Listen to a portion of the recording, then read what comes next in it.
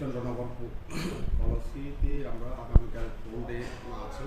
এই pole day করতে গিয়ে আমাদের এখানে টোটাল 45টা পোলিং স্টেশন আছে।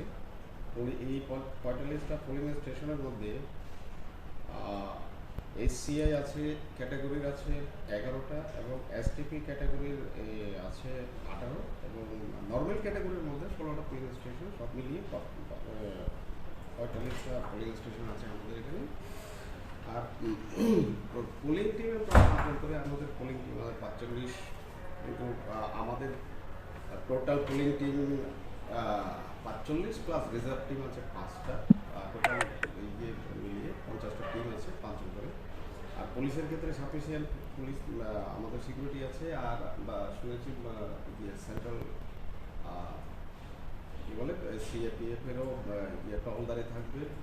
আমরা ওটা করেছি এবং এখানে গতকালকে এসে গেছে আসাম থেকে, যারা পুরোটা সেক্টর ওয়াইজ তাদেরকে ডিউটি দেওয়া হবে।